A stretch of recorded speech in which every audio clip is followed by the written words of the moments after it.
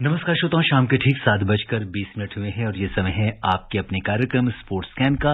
आज के sports scan के इस एडिशन के साथ मैं हूं आपका होस्ट और दोस्त सिद्धार्थ सिंह। तमाम खेल खबरों पर विस्तार से चर्चा करने के लिए हमारे साथ मौजूद हैं वरिष्ठ खेल पत्रकार राकेश राव। और सबसे पहले नजर डालते हैं अब तक की खेल सुर्खियों पर।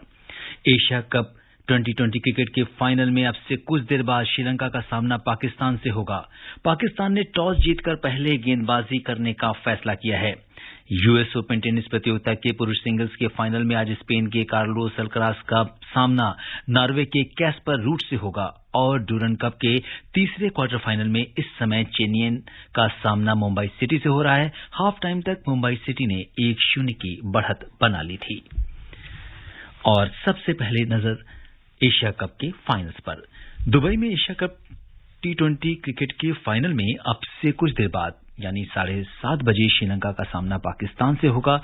आपको बता दें कि पाकिस्तान ने टॉस जीतकर पहले गेंदबाजी करने का फैसला किया है। प्रतियोगिता में श्रीलंका ने सुपर 4 चरण में अपने तीनों मैच जीते हैं, जबकि पाकिस्तान ने 3 में से 2 में विजय हासिल की है। उसे अंतिम सुपर 4 मैच में श्रीलंका से हार का सामना करना पड़ा था। श्रीलंका और पाकिस्तान के बीच हुए अगर मैचों की बात करें तो अब तक 3 बार एशिया कप फाइनल में इनका आमना सामना हुआ है, जिसमें श्रीलंका ने 2 बार 1986 और 2014 में, जबकि पाकिस्तान ने वर्ष 2000 में जीत दर्ज की थी। श्रीलंका ने 5 बार 1986, 1997, 2004, 2008 और 2014 में और पाकिस्तान ने 2 बार वर्ष 2000 और 2012 में एशिया कप का खिताब जीता है। एशिया कप में सर्वाधिक खिताब का रिकॉर्ड भारत के नाम है। उसने कुल 7 बार ये खिताब जीता है। और इस बीच राकेश हमारे साथ जुड़ गए हैं। राकेश, स्पोर्ट्स स्कैन कार्यक्रम में आपका बहुत बहुत स्वागत है। बहुत बहुत शुक्रिया और बहुत बहुत नमस्कार। राकेश, इस समय सबकी नजर या हम ये कहें कि जो भी क्रिकेट फैंस हैं वो इस समय अब उन्होंने जो है, चूंकि इस मैच का प्रसारण जो है वो आकाशवाणी के FM रेनबो और अतिरिक्त मीटरों से भी किया जा रहा है, तो लोग सबकी निगाहें इस पर लगी हुई हैं कि आज के इस फाइनल में खिताबी मुकाबले में कौन विजयी होगा, श्रीलंका बनाम पाकिस्तान। क्या कुछ लग रहा है आज के मैच में, क्या स्ट्रेंथ है दोनों टीमों की और आप किस तरीके से इस मैच को देख पा रहे हैं? देखिए, श्रीलंका का जो पूरा जो सोच है उनकी, वो भी बहुत ही पॉजिटिव है, क्योंकि उन्होंने उनको अभी 2 दिन पहले ही हराया है। लेकिन हमको ये भी याद रखना है कि उस टीम में पाकिस्तान के 2 जो कि रेगुलर हैं, उन्होंने उस मैच में आराम दिया था, शादाब और नसीम, तो वो दोनों वापस आ गए टीम में। तो अब आपको ये भी देखना है कि श्रीलंका के ऊपर ऑफकोर्स उनके पास स्पिन अटैक जो उनका है वो बहुत सुपीरियर है, और खासकर जो 7 से लेके जो 14 ओवर तक की जो बॉलिंग जो वो स्पिन के साथ कर पाते हैं, वो मेरे ख्याल से वर्ल्ड की बहुत कम टीम्स हैं जिन्होंने कि अपने ऑपोजिशन को पावर प्ले और जो आखिरी के ओवर होते हैं उनके बीच में रोका हो। तो श्रीलंका के पास अपनी स्ट्रेंथ है, उनके बैट्समैन के पास एक कॉन्फिडेंस है, क्योंकि उनके पास सिर्फ 1 या 2 ऐसे खिलाड़ी नहीं हैं जिन्होंने कि मैच जीतने में उनकी हेल्प की है। जब से एशिया कप शुरू हुआ है, हमने देखा कहां से उन्होंने शुरू किया। पहले मैच में इतनी बुरी तरह हारने के बाद आज वो देखिए कि वो जो टीम है वो खेल रही है खिताब के लिए जी, और जो कि 6 बार जीत चुकी है, 7 बार जीत सकती है। तो ये जो उनकी जो पूरी जो टीम है, मैं कहूंगा कि जो है श्रीलंका एक पहले गेम के बाद से वो सिर्फ इंप्रूव ही होती जा रही है। और उस हिसाब से पाकिस्तान का भी वही हाल है, क्योंकि वो भी अपना पहला मैच हारे थे और उसके बाद से अगर हम देखें कि कैसे उन्होंने अपने आप को उभारा है वहां से, तो दोनों टीम की अगर आप स्ट्रेंथ की बात करें तो मेरे ख्याल से पाकिस्तान के जो बैटिंग है वो मेरे ख्याल से सुपीरियर है क्लियरली, और अगर पाकिस्तान का फास्ट बॉलिंग अटैक जो है वो उनका अच्छा है, तो श्रीलंका का स्पिन अटैक अच्छा है। लेकिन जो मैच में, क्योंकि ये जो विकेट है, ये देखिए ये फ्रेश विकेट है, इसके ऊपर अभी तक कोई मैच नहीं खेला गया है। जी। तो अगर ये फ्रेश विकेट पे अगर हम देखें और पाकिस्तान पहले बॉलिंग कर रही है, और बिल्कुल पक्की बात है कि पहले 2-3 ओवर में स्विंग होगी और फास्ट बॉलर्स को उसमें हेल्प मिल सकती है। तो श्रीलंका को शुरुआती ओवर में वो वैसे नहीं खेल सकते जैसे नॉर्मली एक यूज्ड विकेट पे खेलते हैं। यहाँ थोड़ा सा उनको देखना पड़ेगा, क्योंकि 1-2 ओवर में बॉल हिल सकती है थोड़ी बहुत, उसके बाद बिल्कुल स्ट्रेट विकेट होगी ये, और इस पे कम से कम 180 रन बनने चाहिए। जी, और दुबई की पिच है, इसे आप किस तरीके से देखते हैं, किसको फेवर करने वाली है, बैट्समैन या बॉलर्स को? देखिए, फ्रेश विकेट है, शुरुआती ओवर्स में जो फास्ट बॉलर्स हैं उनको हेल्प मिलनी चाहिए, लेकिन उसके बाद ये सीधा हो जाएगा ये विकेट में। मतलब एक बार वो शुरुआती जो है 2 ओवर 3 ओवर खत्म हो जाए, उसके बाद बैट्समैन को सिर्फ खुल के खेलना है, he can hit through the line, क्योंकि मूवमेंट इस वक्त होगी भी नहीं। और ये ड्यू फैक्टर की जो बात करते हैं, हमने तो ड्यू फैक्टर देखा ही नहीं इस पूरे एशिया कप में। तो मेरे ख्याल से, क्योंकि यहाँ का इतिहास कुछ ऐसा है कि पिछले कई मैचेस से हमने ये देखा है कि यहाँ पे जो टीम पहले बैटिंग करती है वो टीम जीतती बहुत कम है, और जीतने के लिए आपको कम से कम 190 रन बनाने पड़ते हैं, क्योंकि जो 4 मैच जो जीते हैं जिस टीम ने पहले बैटिंग की है, उन्होंने उसमें से 3 बार ऐसा हुआ है कि टीम ने 190 से ज्यादा रन बनाए। तो अभी अगर इतिहास की तरफ देखें तो श्रीलंका को कम से कम 190 रनों की यहाँ जरूरत होगी, क्योंकि उनका अटैक अच्छा है, कॉन्फिडेंस हाई है। देखिए, सबसे बड़ी बात यह है कि उनके स्पिनर्स का भी कॉन्फिडेंस हाई होगा, लेकिन आज का मैच है, प्रेशर बहुत है और इसमें बहुत सारी चीजें ऐड हो जाती हैं। हम लोग ये जरूर कहते हैं कि साहब क्रिकेट में बड़ी अनसर्टेनिटीज हैं, ये भी हैं, लेकिन कॉन्फिडेंस की एक अपनी जगह है, तो श्रीलंका के पास अभी वो कॉन्फिडेंस जरूर है। बिल्कुल। और अगर हम देखें तो एशिया कप की शुरुआत में किसी ने उम्मीद नहीं की थी कि श्रीलंका आज फाइनल खेलेगी और खिताब के लिए एक प्रबल दावेदार साबित होगी। और पिछले मैच में भी उसने जिस तरीके से पाकिस्तान को हराया था और जिस तरह से आज काफी मोटिवेटेड टीम लग रही है। हालांकि अगर देखें तो एशिया कप पहले श्रीलंका में होने वाला था, लेकिन वहां के हालात की वजह से उसे शिफ्ट किया गया। तो अगर अपने घरेलू मैदान में टीम खेलती तो शायद उसके लिए आज इस फाइनल को खेलना एक अलग बात होती, लेकिन फिलहाल दुबई के इस स्टेडियम में श्रीलंका की टीम काफी मजबूत नजर आ रही है। लेकिन हाँ, पाकिस्तान को भी कम नहीं आंक सकते और एक बेहतर मुकाबला दर्शकों को देखने को मिलेगा। देखिए, पाकिस्तान का ये होम ग्राउंड है, हम लोग भूल जाते हैं इस बात को, क्योंकि 2015 के बाद से जितने मैचेस वो खेले हैं यहाँ और कोई टीम नहीं खेली। तो इस चीज को आपको देखना है कि जब हमने आईसीसी का जो वर्ल्ड कप हुआ यहाँ पे लास्ट टाइम जो हुआ था, तब भी मैंने यही कहा था कि पाकिस्तान के लिए एक एडवांटेज होता है यहाँ खेलना। उन्हें पता है यहाँ पे कि कैसे खेलना है इन विकेट्स के ऊपर। ये बहुत ही इंपॉर्टेंट है कि हम पाकिस्तान को तो कभी भी आप अंडर एस्टिमेट नहीं कर सकते यहाँ पे, चाहे 160 रन भी बोर्ड पे हो तो वो लोग डिफेंड कर सकते हैं यहाँ पे, क्योंकि वो चेस कर रहे हैं। जहां तक मैं सोचता हूँ कि यहाँ पे एडवांटेज जो है वो पाकिस्तान के पास है, क्योंकि एक तो टॉस जीत गए हैं और हिस्ट्री उनके साथ। तो बहुत सारी ऐसी चीजें हैं जिसमें कि मैं सोचता हूँ कि पाकिस्तान के पास डेफिनेट एज है यहाँ पे, लेकिन क्योंकि 20 ओवर का गेम है और अगर रन पहले बोर्ड पे लग गए, बड़े रन बोर्ड पे लग गए, उसके बाद कुछ भी हो सकता है। जी बिल्कुल। तो देखना दिलचस्प होगा कि आज के इस मैच में, खिताबी मुकाबले में कौन विजेता रहता है। और आपको ये भी बता दें कि आकाशवाणी के FM रेनबो और अतिरिक्त मीटर्स पर इन खेलों का सजीव प्रसारण किया जा रहा है आज के मैच का, तो आप उस पर ट्यून इन कर सकते हैं और बता सकते हैं। और इस बीच ये तो बात थी एशिया कप की। और ओवल में दक्षिण अफ्रीका और इंग्लैंड के बीच खेले जा रहे तीसरे टेस्ट मैच में दक्षिण अफ्रीका ने इंग्लैंड पर दूसरी पारी में ताजा समाचार मिलने तक 58 रन की लीड बना ली है। इससे पहले इंग्लैंड ने टॉस जीतकर पहले गेंदबाजी चुनी और दक्षिण अफ्रीका ने पहली पारी में 118 रन बनाए। जवाब में इंग्लैंड की टीम ने 158 रन बनाए। तो अगर हम देखें तो राकेश, ये भी एक मैच जो है काफी इंटरेस्टिंग चल रहा है, क्या कहेंगे इसके बारे में? देखिए, क्लोज मैच ही रहा है। इसमें लास्ट टाइम भी हमने देखा कि जो पहले मैच के बाद से जिस तरह से इंग्लैंड ने डोमिनेट किया है इस स्कोर को, इस सीरीज को, तो अभी भी आगे ही है देखिए इसमें मैच में। तो देखिए, इंग्लैंड का पड़ना डेफिनेटली इसमें बहुत भारी लग रहा है, क्योंकि जब भी साउथ अफ्रीका ने सेकेंड बैटिंग की है, मतलब जैसे सेकंड इनिंग्स में जैसे बैटिंग की है, तो उसमें हमको वो जो एक डिटर्मिनेशन चाहिए होती है, वो जो बिल्कुल देख के एक संकल्प की जरूरत होती है, वो हमने ज्यादातर देखा नहीं है। तो वही वीकनेस उनकी बाहर निकल के आ रही है कि वो जैसे तैसे लड़ते जरूर हैं, लेकिन वो चीज जो देखने को मिलती थी पहले, क्योंकि देखिए उतनी एक्सपीरियंस साउथ अफ्रीकन टीम है नहीं है। पहले जो उनके बहुत सारे रेगुलर्स हैं वो टीम छोड़ के चले गए हैं, रिटायर हो गए, इंजर्ड हो गए, जैसे जैसे निकल गए, उनके वो रिप्लेसमेंट आए नहीं है। लेकिन अभी भी टीम अच्छी है, हमें ये भी नहीं भूलना है कि इसी टीम ने, जिसको मैं कह रहा हूं कि ये टीम अभी एक बिल्डिंग अप प्रोसेस में है, उन्होंने ही भारत को अपने घर में हराया हुआ है। तो ये टीम थोड़ी अनप्रेडिक्टेबल है लेकिन इनकंसिस्टेंट है। बिल्कुल, तो अब देखना दिलचस्प होगा कि इसमें क्या कुछ रहता है दक्षिण अफ्रीका और इंग्लैंड के बीच। और बढ़ते हैं अगली खबर की ओर।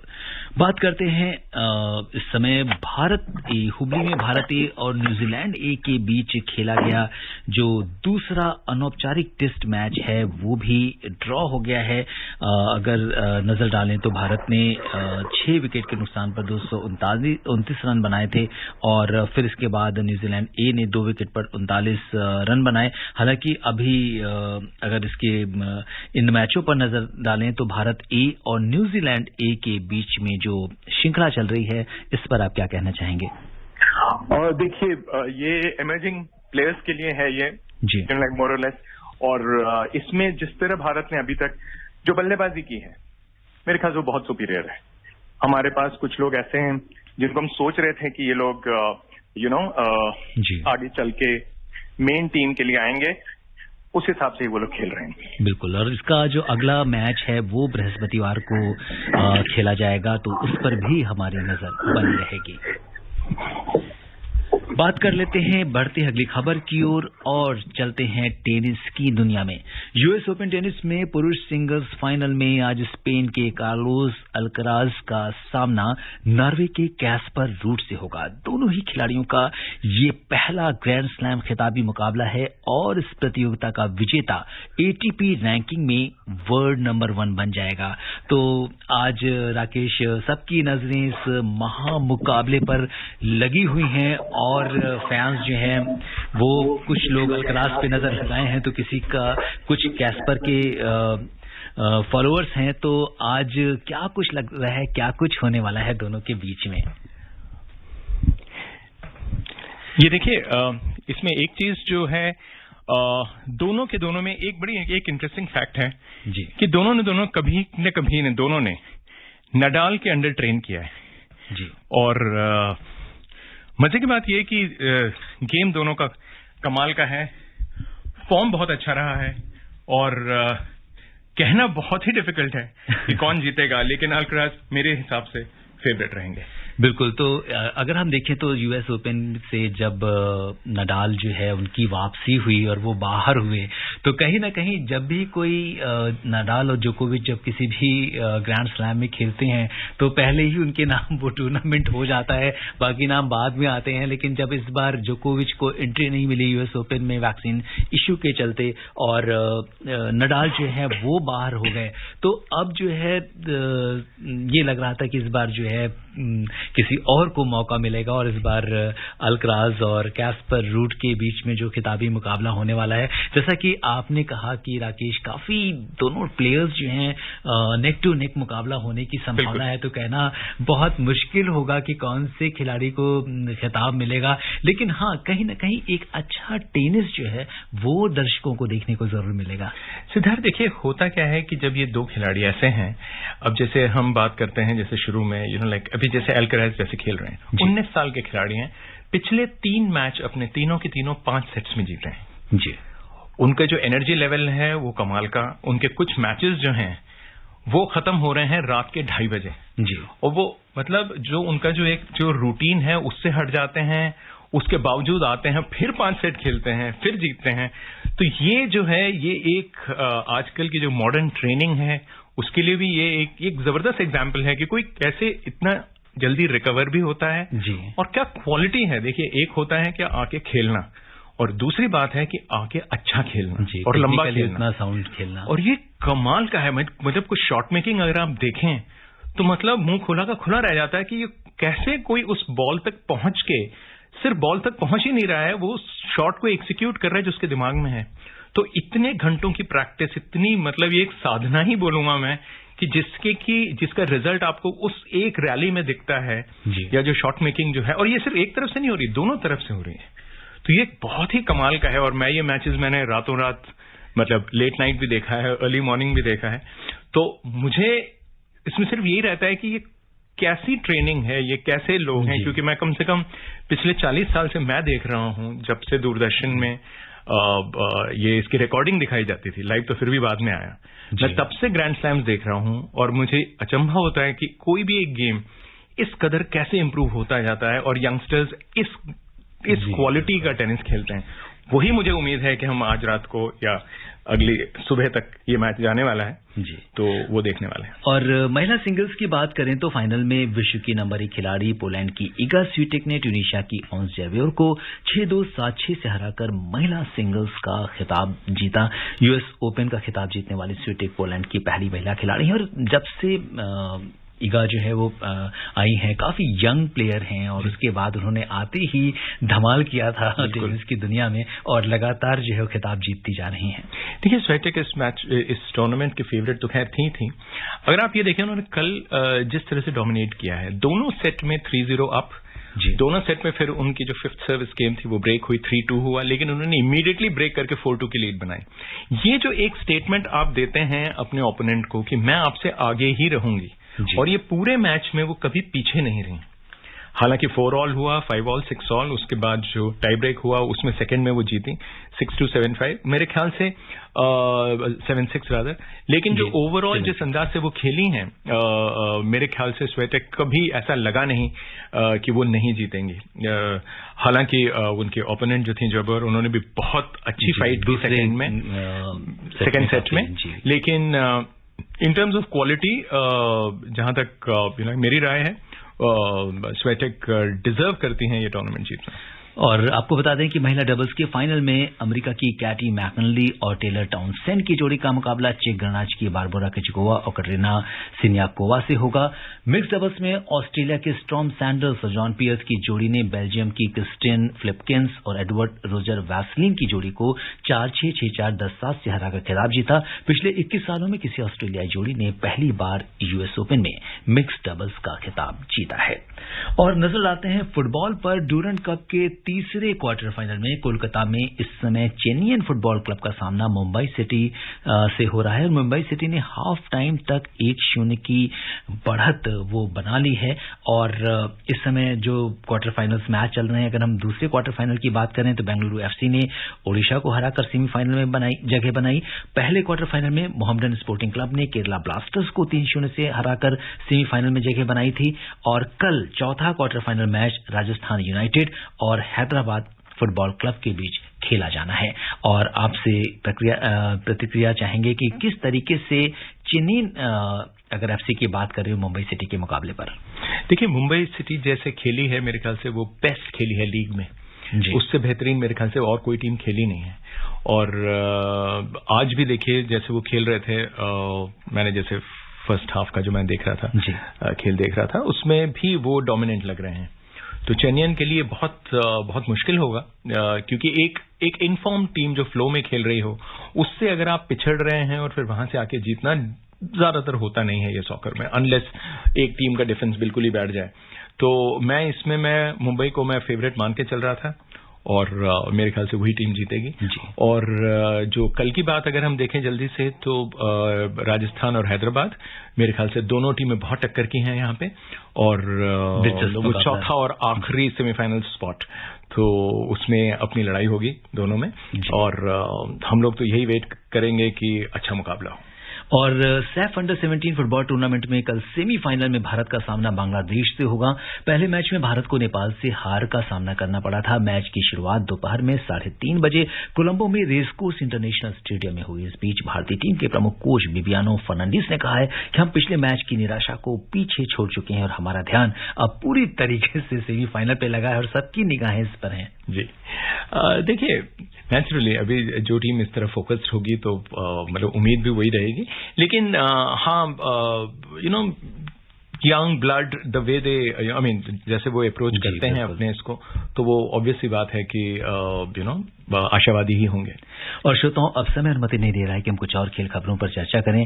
राकेश आप हमारे स्टूडियो में तमाम खेल खबरों पर चर्चा की, आपका बहुत बहुत धन्यवाद और आभार। बहुत बहुत शुक्रिया सर। श्रोताओं स्पोर्ट्स कैन में आज के लिए बस इतना है। अगर आप इस कार्यक्रम को दोबारा सुनना चाहते हैं तो लॉग ऑन कर सकते हैं हमारी वेबसाइट newsonair.nic.in पर।